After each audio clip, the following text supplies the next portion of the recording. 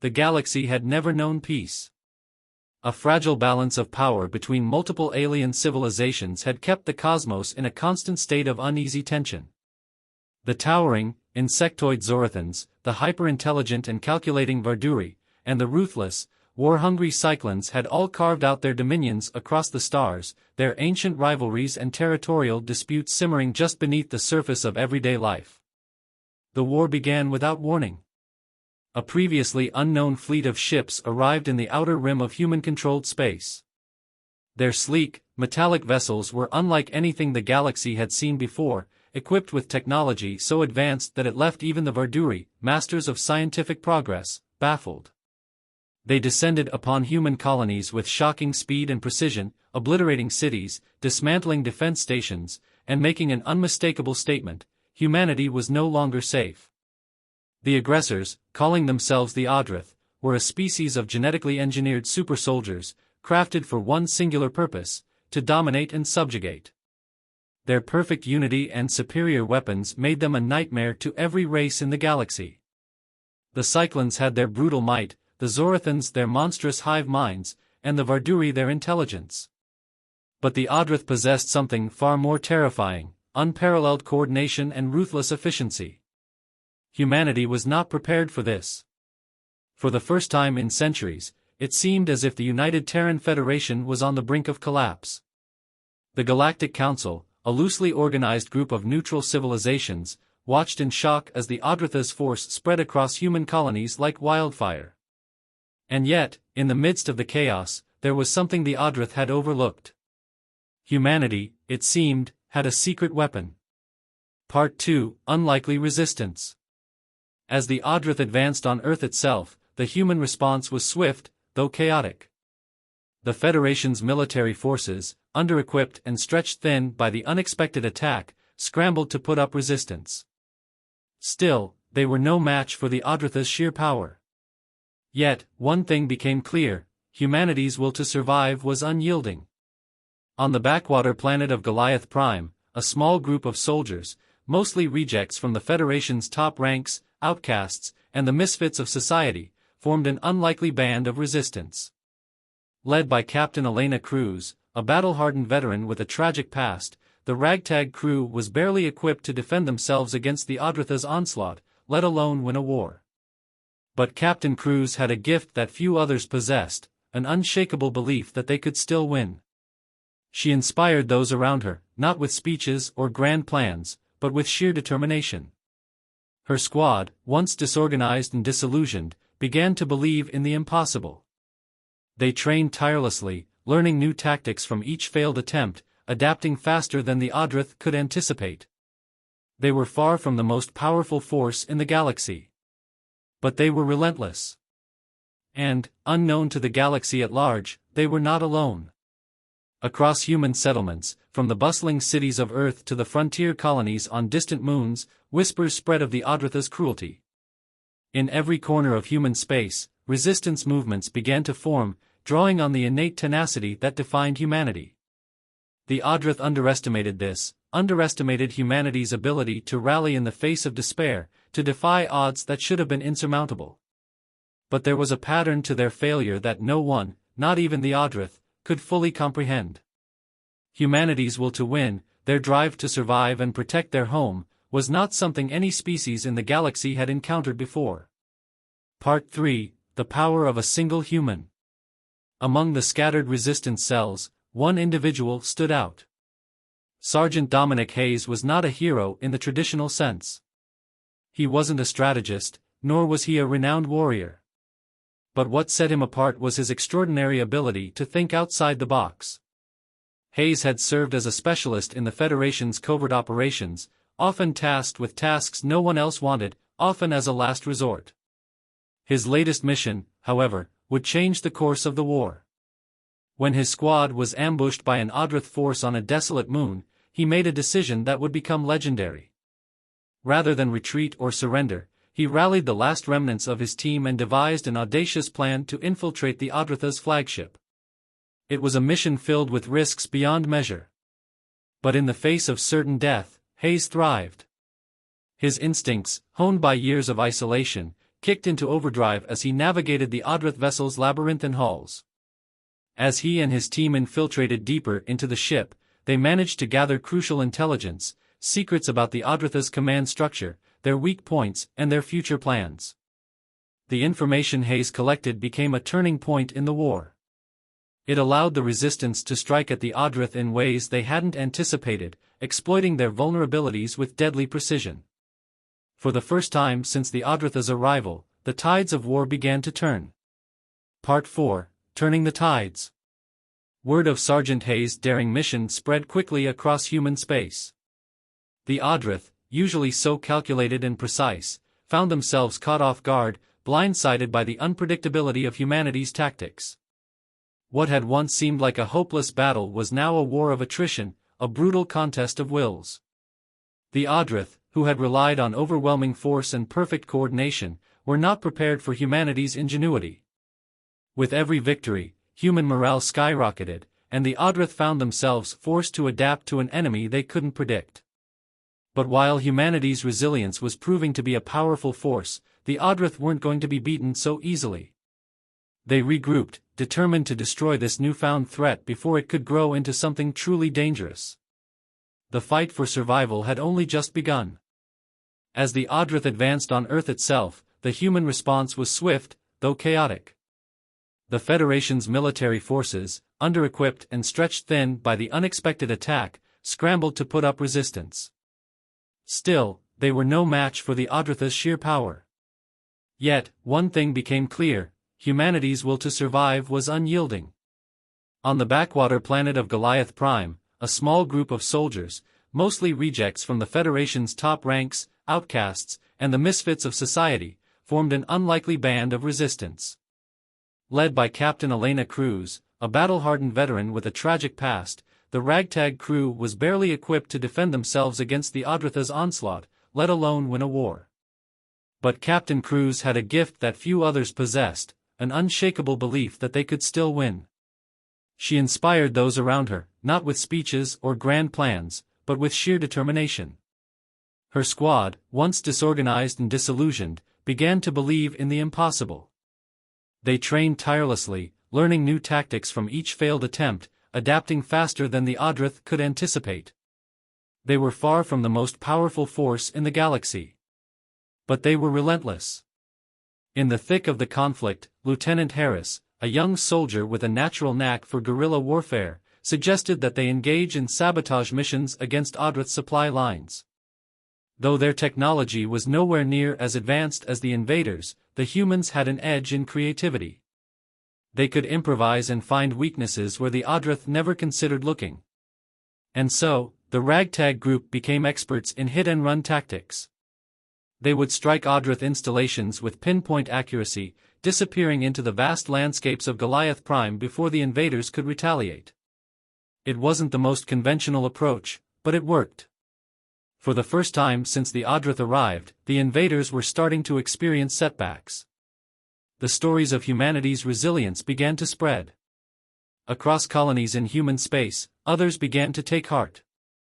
People rallied in defense of their homes, finding ways to contribute despite being vastly outmatched. Civilians took up arms, engineers began retrofitting old equipment, and networks of resistance cells formed in secret. But what truly set humanity apart was their tenacity. It was something no other species had accounted for, an intrinsic, almost primal desire to protect their own, to persevere against impossible odds. The Odrith may have had superior technology and numbers, but they did not understand the nature of a species that would never stop fighting. And so, as each small victory against the Odrith came, humanity's fire grew brighter. Captain Cruz, though she had been tempered in countless battles, found her resolve becoming stronger with every passing day. She began to see something in her squad she hadn't before, a kind of unity, a shared purpose that went beyond simply surviving. They were fighting not only for their homes but for each other. This newfound strength had one undeniable consequence: the Odrith began to notice. They had never encountered a species so intent on defying them, so relentless in the face of annihilation. And despite their calculated nature, despite their superior designs, they were beginning to question if victory was truly within their grasp. The Adratha's leader, a figure known as Commander Threx, was one of their kind's most feared tacticians. His cold intellect had led countless successful campaigns against other civilizations, but now he was troubled. He could not shake the feeling that something was fundamentally different about humanity. They had refused to fold, refused to be cowed. And the more he observed their tactics, the more he realized something chilling. Humanity's will to fight wasn't just their secret weapon, it was something no other species could ever replicate. The Adrath had underestimated humanity, thinking them to be just another weak race ripe for subjugation. But now, with the tide of battle shifting, it was clear that the price of their mistake would be far steeper than any of them had anticipated. The war was far from over. But the Adrath would soon learn the hard truth: they had no idea what they were up against. Among the scattered resistance cells, one individual stood out. Sergeant Dominic Hayes was not a hero in the traditional sense. He wasn't a strategic mastermind, nor was he a renowned warrior. What set him apart was his extraordinary ability to think outside the box, to see solutions where others saw only dead ends. Hayes had served as a specialist in the Federation's covert operations, often tasked with missions deemed too dangerous or futile for most of his peers. He was the kind of soldier who thrived in the shadows, silent, adaptable, and resourceful. But even he had never faced a challenge as daunting as the Adrath. And yet, when his squad was ambushed by an overwhelming Adrath force on a desolate moon, he became the spark that ignited a revolution.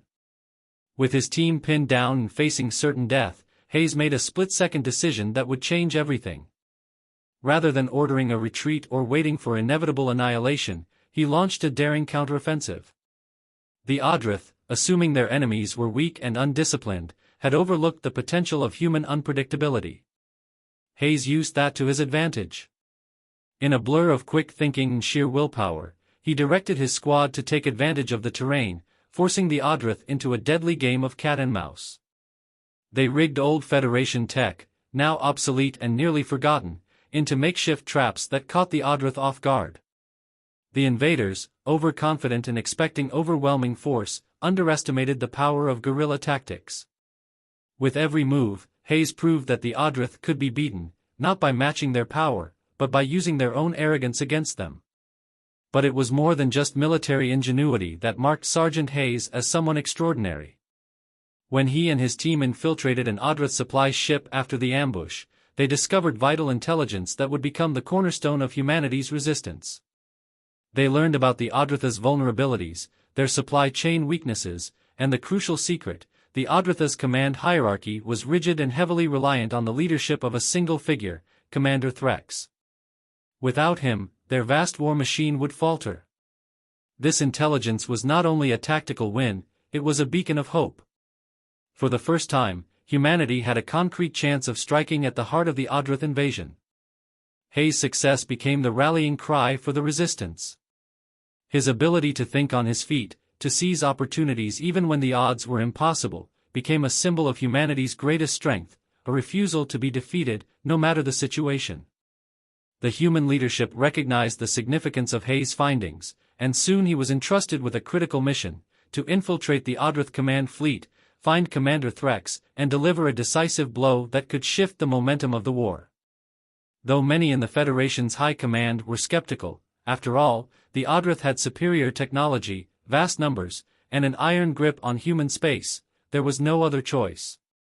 Sergeant Hayes had become the best shot humanity had at victory, not through sheer force, but through unrelenting will and audacity. But as Hayes prepared for this perilous mission, he couldn't shake the haunting question: was it possible for one man to truly change the course of a war? Or would the Adratha's overwhelming might crush them before humanity's desperate hope could take root? He didn't have the answer.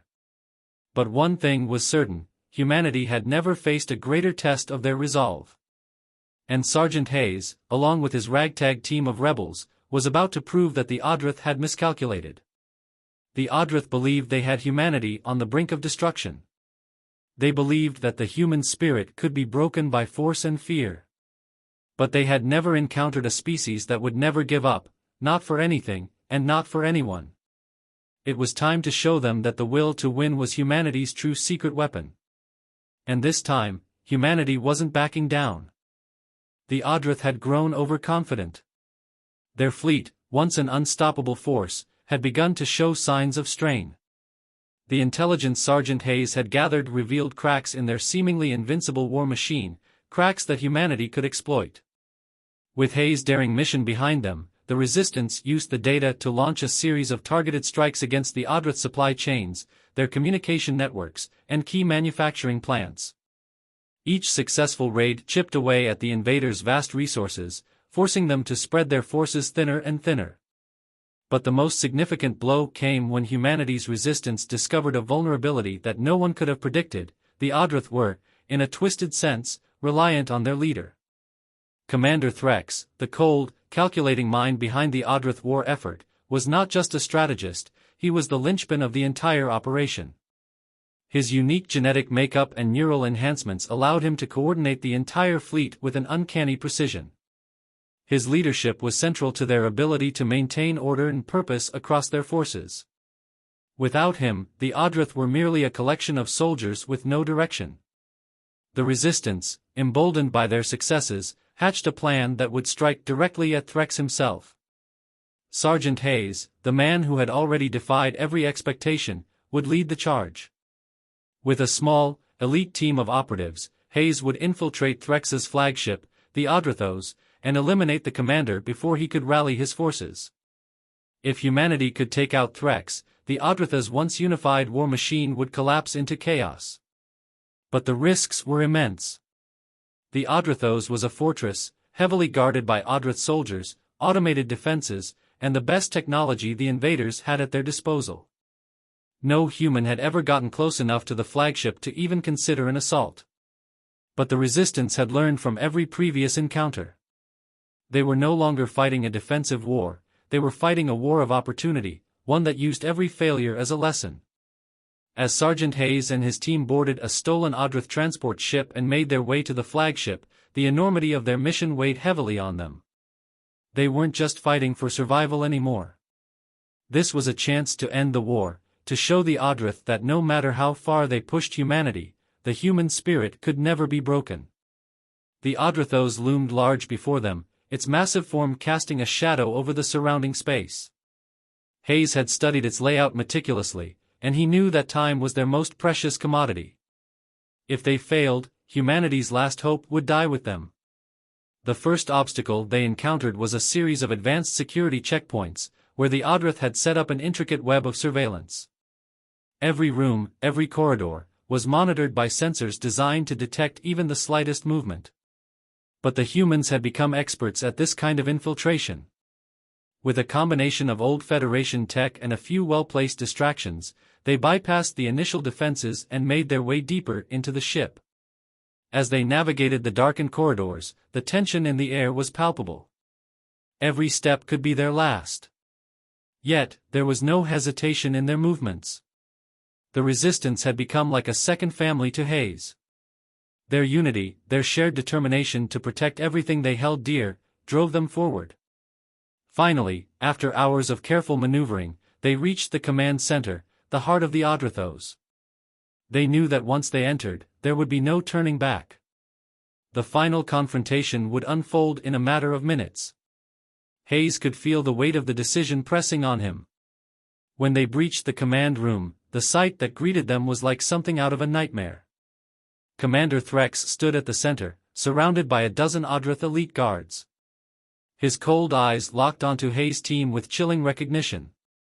The invaders had been aware of the humans' movements, and it was now clear that this was not just a battle for survival, it was a battle for control of the entire war. "Do you think you can defeat us?"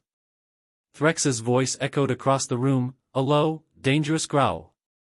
His augmented form, towering and powerful, rippled with unnatural strength. "You are insects, nothing more." But Hayes didn't flinch. His heart raced, but his mind was clear. The Audrith were many things, but they were not invincible. They had overlooked one critical element, the thing that no other species in the galaxy had ever truly understood about humanity. They had underestimated the power of a people who had nothing left to lose. The battle that followed was swift and brutal. The Audrith elite guards moved with terrifying precision, but Hayes and his team were faster, more unpredictable. Every tactic they used, every unexpected move, was designed to throw the Odrith off balance. The fight was a desperate scramble, but one by one, the Odrith fell. And then, it was just Hayes and Threx. The Odrith commander, his eyes burning with fury, charged at the human with overwhelming force. But Hayes had one thing the Odrith did not, the will to win. With a well-timed strike, Hayes disabled Threx's neural interface, cutting off his ability to communicate with the fleet. The commander roared in agony, but it was too late. His control over the Odrith was severed, and his forces began to crumble. The Odrithos shook as alarms blared, signaling the loss of command. The resistance had succeeded. As the Odrith flagship fell into disarray, Sergeant Hayes and his team made their escape, knowing the war was far from over, but the tides had turned. Humanity had struck a blow that the Odrith couldn't recover from. And with that one act of defiance, humanity had shown that their will to win was something no species in the galaxy could ever match. The Odrith had underestimated them, and now they would feel the consequences. The Odrith had faltered. Commander Threx's defeat had sent shockwaves through the entire invasion fleet. The invaders, once unified under his iron will, were now in chaos. Without their central command, their forces struggled to maintain cohesion. For the first time since the war began, humanity saw a crack in the Odrith's seemingly invincible armor. But this was no time for celebration. The war was far from over. Threx's death had dealt a powerful blow, but the Odrith still outnumbered humanity, and their remaining leaders were determined to retaliate with all the might they could muster. The Federation's forces were still spread thin, and countless colonies remained vulnerable to attack. Humanity had won a battle, but the war, its brutal, unyielding struggle, was still in its final stages. In the aftermath of their mission, Sergeant Hayes and his team had become legends. They were heralded as heroes across human space, but Hayes felt no pride. There was still too much at stake. Too many lives were on the line, and too much of the galaxy was still under threat. The Odrith may have lost their commander, but their war machine was far from crippled. The Federation's leadership called for a final, decisive push to drive the Odrith out of human space. The plan was simple but perilous: unite every remaining human resistance cell, strike at Odrith strongholds with everything they had, and force the invaders into full retreat. This final stand would either save humanity, or doom them to extinction. Captain Elena Cruz, whose leadership had inspired countless soldiers across the galaxy, took the reins of the operation. She knew it would be a gamble, one that could either end the war or lead humanity to its final defeat. But in her heart, she knew one thing for certain: they would not go down without a fight. "We're not just fighting for our homes anymore," Cruz said, addressing a fleet of battle-hardened soldiers, engineers, and volunteers. "We're fighting for our very souls. This is the last stand. Either we crush them here, or we perish. But I believe in each and every one of you. We've come this far, now let's finish it." The resistance forces, drawn from every corner of human space, gathered their strength for the assault.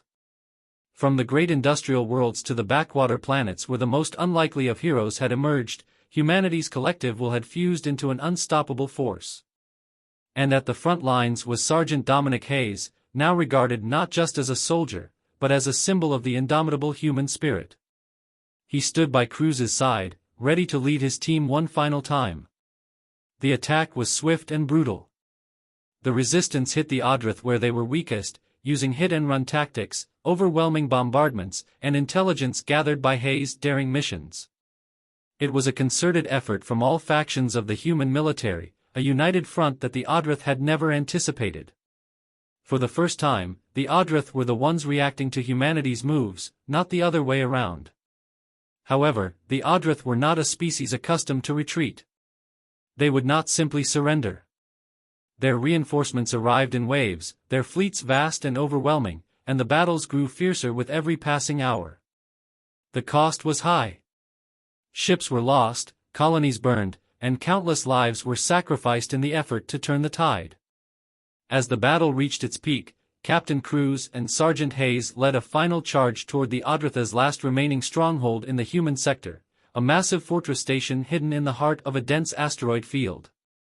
It was here, in this last bastion of Odrith power, that the war would be decided. The Odrith knew it, and they prepared to make their stand. The resistance fleet converged on the fortress station in a coordinated attack, but the Odrith were ready. The station's defenses were formidable, and the Odritha's remaining generals had fortified it with the full might of their technological superiority. Yet, the humans fought with a desperation and passion that could not be matched. Their tactics were unconventional, their resolve unyielding. Hayes, leading a daring boarding party, infiltrated the station, knowing this would be the final battle. He and his team fought their way through the Odritha's defenses, each move becoming more desperate than the last. They encountered brutal resistance, but nothing could stop their momentum. The human drive to win, to survive, pushed them forward with a force that the Odrith, with all their precision and power, could not overcome. Inside the heart of the fortress station, they found the Odritha's remaining command structure, this time, the last of their high-ranking leaders. But there was something different in the air. The Odrith had made a mistake. They had underestimated humanity again. This was not just a battle for territory, it was a battle for the future. And humanity had come to claim it.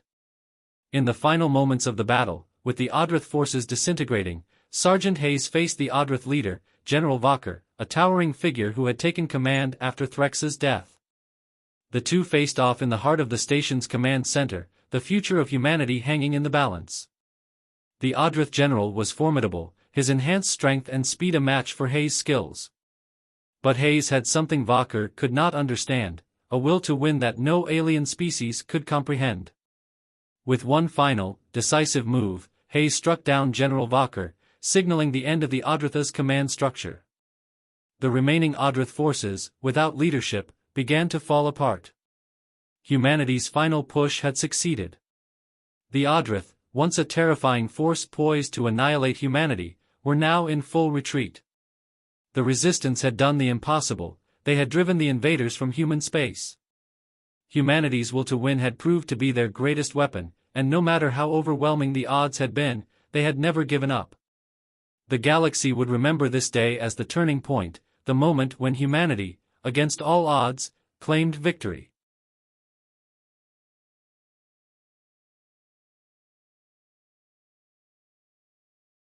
The war was over.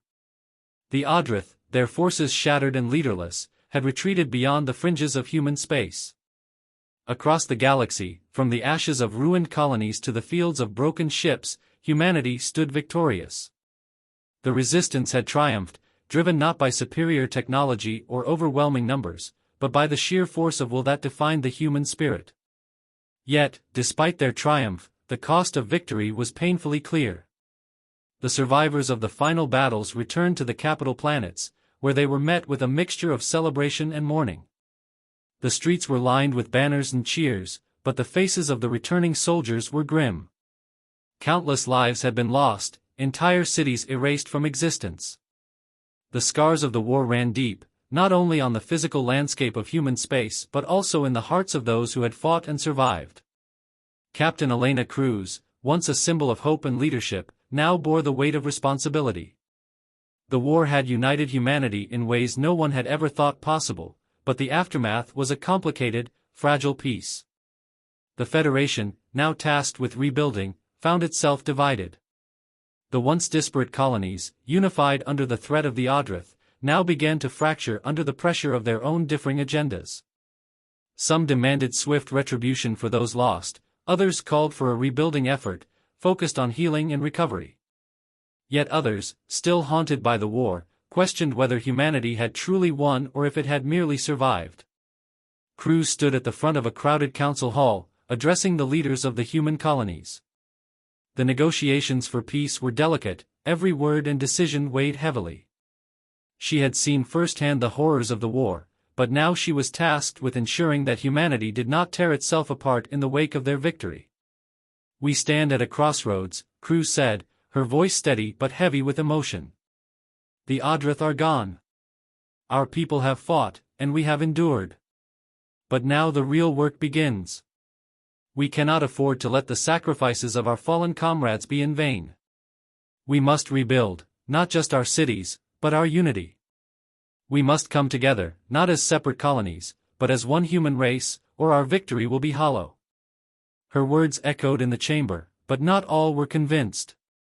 Some of the leaders, bitter from years of war, argued that the Federation's political structure needed reform, that the colonies should have more autonomy in their future decisions. Others still carried the pain of the losses, and their desire for revenge against the remnants of the Audrith was palpable. The resistance, though victorious, had not been without its costs, and the emotional toll was evident in the eyes of those who had fought alongside Hayes and Cruz. Sergeant Dominic Hayes, now a celebrated hero, had returned to his role as a soldier, though he no longer sought the spotlight. The weight of the war, of the lives lost and the impossible choices made, hung heavy on him. He had led his team to victory, but what did it mean now? As he sat quietly in the back of the hall, listening to the political infighting, he couldn't help but wonder if humanity was truly ready for peace, or if the war had only just begun, in a different form. The surviving resistance cells, once scattered and disjointed, had been integrated into the rebuilding efforts, but their ideals were often at odds with the political leaders now seeking power. Trust was hard to come by in this new era. Humanity had faced an existential threat, but it had also torn itself apart in the process. In the aftermath, they had to find a way to heal, to rebuild their alliances, and to remember why they had fought in the first place. The Audrith, however, were not the only threat humanity now faced. The power vacuum left in the wake of their retreat had begun to attract the attention of other alien factions, some of which had been watching from the shadows, waiting for the Audrith to weaken.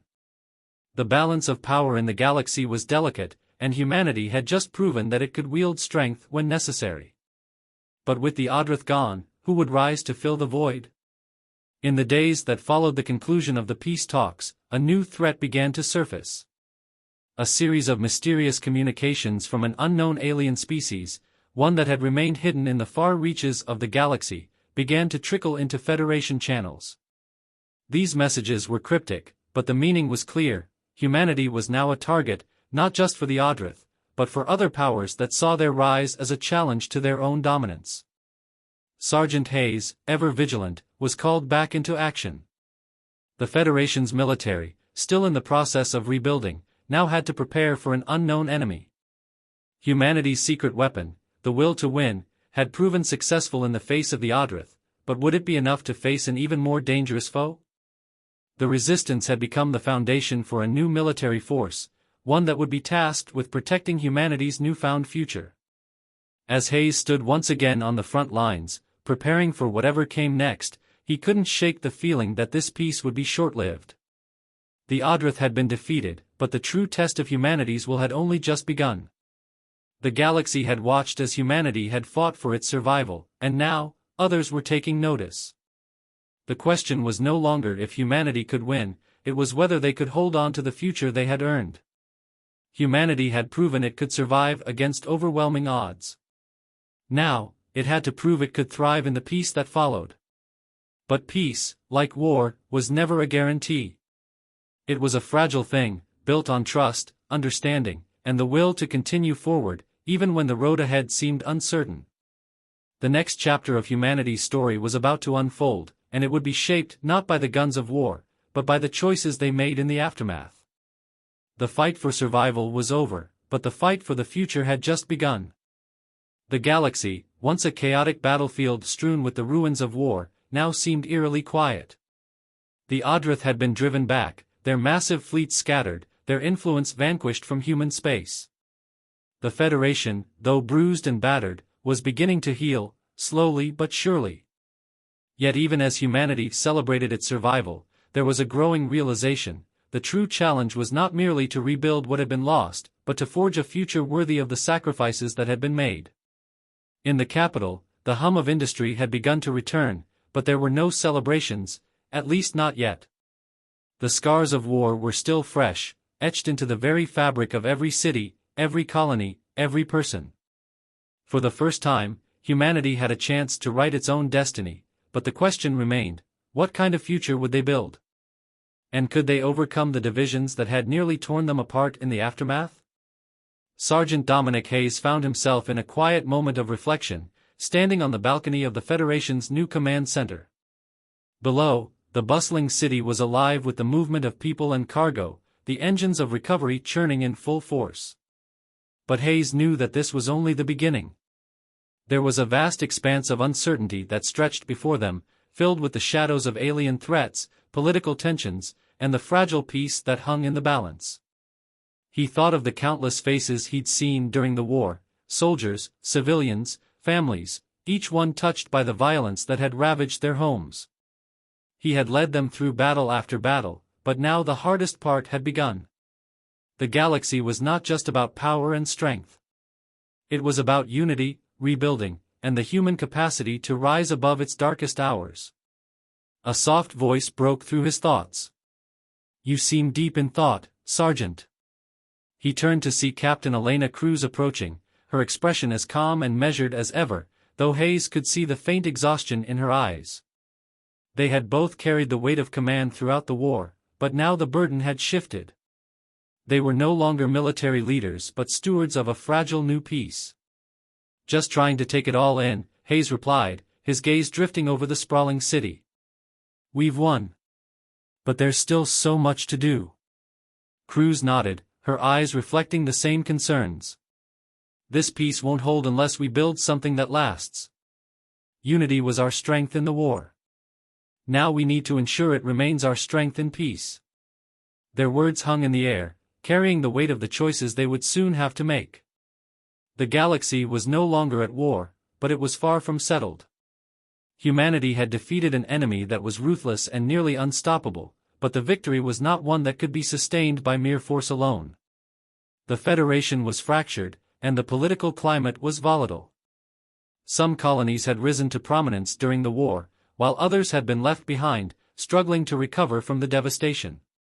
The need for cooperation was greater than ever. But Cruz and Hayes knew all too well that the scars of war would not heal overnight. The Audrith had been their greatest threat, but in their wake, other dangers lurked. New alien factions, emboldened by humanity's success in seeking to test its newfound power, were already making their moves on the galactic stage. "Do you think we're ready for what's coming next?" Cruz asked, her voice tinged with uncertainty. "We've fought a war, but the real battle is keeping what we've won." Hayes glanced at her, his expression hardening with resolve. "We've shown the galaxy what we're capable of. We've proven that no matter what they throw at us, we'll fight, and we'll win. The question is, will we be able to hold on to what we've earned?" The quiet between them was filled with the weight of that question. They both knew that it was not just the military that needed to rebuild, but society itself. The ideals that had driven humanity during the war, resilience, unity, the will to survive, would now need to evolve. The challenge ahead was not one of defense, but of diplomacy, cooperation, and forging lasting alliances. "I think we have more than just willpower," Cruz continued, her voice soft but firm. "We have something that the Audrith, and maybe any other species out there, will never understand. We're not just survivors. We're builders. We know how to come together, even when it feels impossible." Hayes smiled, a rare moment of hope breaking through the grim determination that had defined him throughout the war. "That's the one thing they never counted on. Humanity's greatest strength isn't in our weapons or our tactics.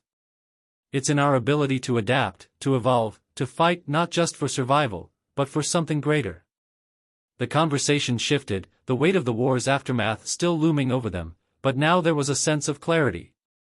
Humanity had done the impossible, they had faced annihilation and emerged victorious.